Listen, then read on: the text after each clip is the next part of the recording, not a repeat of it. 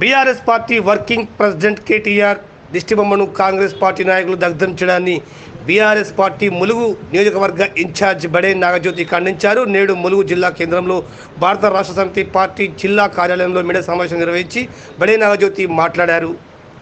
ప్రజలకు ఇబ్బంది ఉండకూడదనని బస్సులు పెంచమని చెప్పేసి గౌరవ working president BRS party KTR గారు ప్రశ్నిస్తే దానికి సమస్యను పరిష్కరించాల్సింది పోయి దాన్ని తప్పుదోవ పట్టిస్తూ ప్రభుత్వాన్ని సమర్థించుకుంటున్నారు. కానీ ఆ సమస్యకి బస్సులు పెంచాల్సినటువంటి సమస్యకి పరిష్కారం చూపవలసిందిగా ప్రభుత్వాన్ని కోరడం జరుగుతుంది. అలాగే మహిళలకు ఆగస్టు 15 వరకు 2500 పెన్షన్ ప్రతి ఇంటిలో ఉన్నటువంటి మహిళకి ఇస్తామని చెప్పారు. ఎక్కడిచ్చారు? ఎవరికి ఇచ్చారు? ఎలక్ట్రిక్ స్కూటీలు ఎటు బాయే? రుణమాఫీ చేశామని చెప్పారు. రుణమాఫీ ఎవరికైంది? 2 లక్షల రుణమాఫీ ప్రతి ఒక్క రైతుకి తెలంగాణ రాష్ట్రంలో వేస్తామని అన్నారు. మీరు రండి ప్రజల దగ్గరికి, మేము వస్తాం, బ్యాంకుల దగ్గర నిలబడదాం. గౌరవ మంత్రి గారు సీతక్క గారు కూడా రండి, బ్యాంకుల దగ్గరికి పోదాం, ప్రజలను రమ్మందాం. 2 లక్షల రుణమాఫీ ఎవరెవరికి కాలేదో ఆ ప్రజలు కూడా వస్తారు, రైతులు కూడా వస్తారు, రుణం తీసుకున్నటువంటి రైతులు కూడా వస్తారు. ఎందుకు అబద్ధాలు మాట్లాడుతూ ఉన్నారు? అందరికీ రుణమాఫీ అయిపోయిందనని. తీసుకున్న రైతులకు 2 లక్షల రుణమాఫీ కొంతమందికి మాత్రమే అయింది. దానికి ఎగ్జాంపుల్ జూన్ 1న గౌరవ ముఖ్యమంత్రి రేవంత్ రెడ్డి గారు ఏమని మాట్లాడినరు?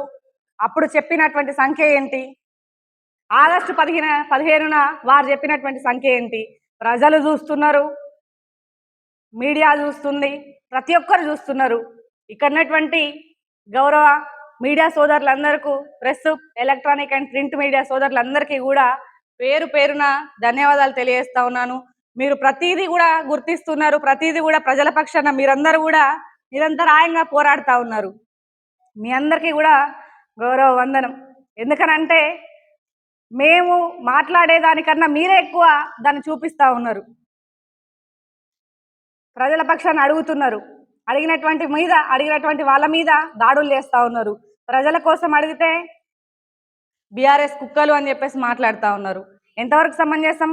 మేము గత 10 సంవత్సరాలు అధికారంలో ఉన్నాం. అధికారంలో ఉన్నప్పుడు మీరేమన్నారు? మీ మీద మేము దాడులు చేసినామా? రకరకాల మాటలు అన్నారు, రకరకాల భాష ఉపయోగించిండ్రు. ఏనాడు కూడా దాడులకు కానీ, భౌతిక దాడులకు కానీ, ఇట్లాంటి వాటికి మేము తీసుకురాలేదు.